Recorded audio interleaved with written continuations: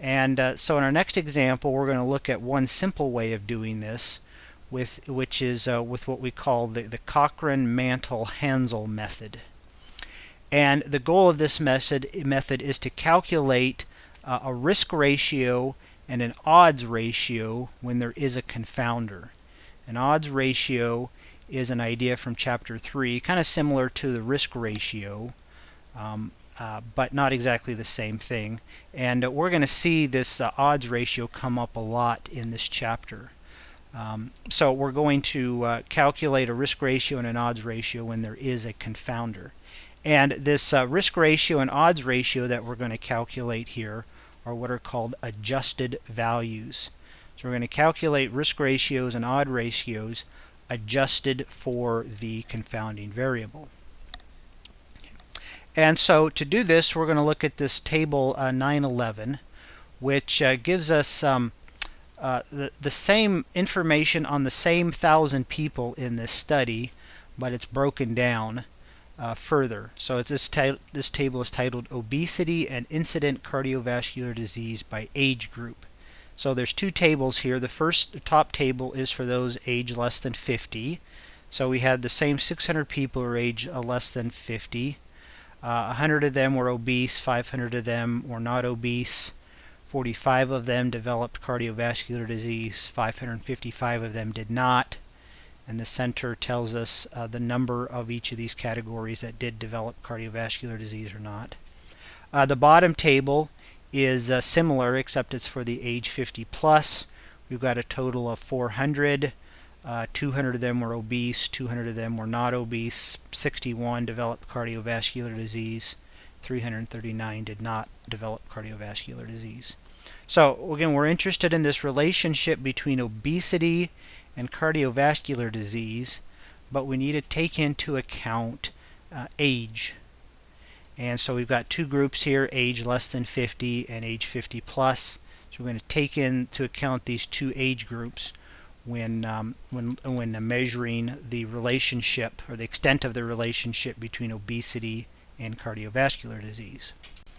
And so the book talks about how to do the calculations in this Cochran-Mantel-Hansel method. They're not terribly complicated, but I've built this spreadsheet here that will automatically do all the calculations for us. So go to the worksheet CMH. And as always, the yellow cells are things that we can change. And so we've got a table here for the first group and a table for the second group. In this case, the first group was the age less than 50. The second group is greater than 50.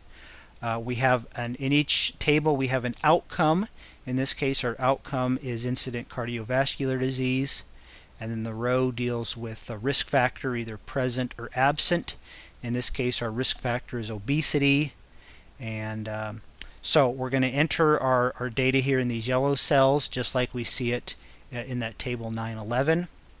Down here it does a bunch of intermediate calculations. Excel also calculates the totals automatically. And then down here it calculates what we call the unadjusted risk ratio and odds ratio for each group. And so like this number here, the risk ratio in our first group of 1.429 says that the kind of the risk of people with the risk factor developing the outcome is 1.429 times greater than the risk for the people without the risk factor. And then likewise, the odds ratio here of 1.476 says that in this first group, the odds of those with the risk factor developing the outcome is about 1.476 times as great as those without the risk factor. And so these are risk ratio and odds ratios, just like what we calculated back in Chapter 3. These numbers here are the same, except they only deal with that second group. Okay?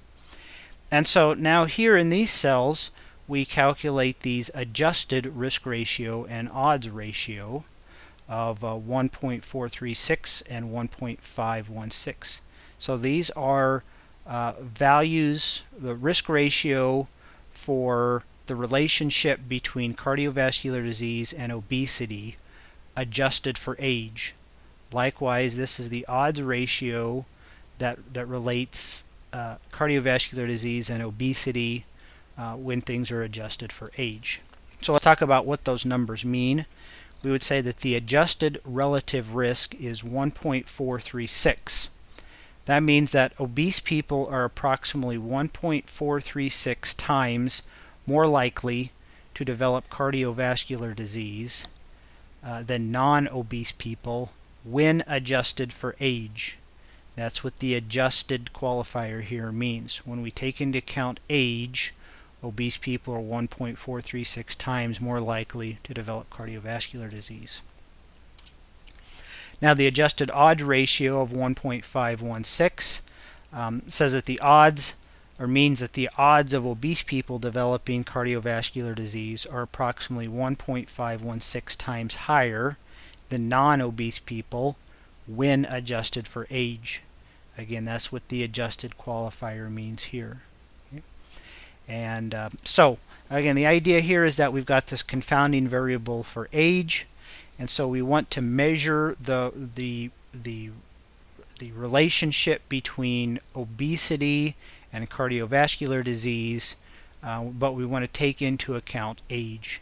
And so that's what these adjusted values allow us to do. So whenever you're reading a journal article and you'll see this term adjusted come up frequently, this is the basic idea of what they're doing. They've got a confounding variable, and so they want to take that into account when measuring the relationship between an exposure and a risk factor.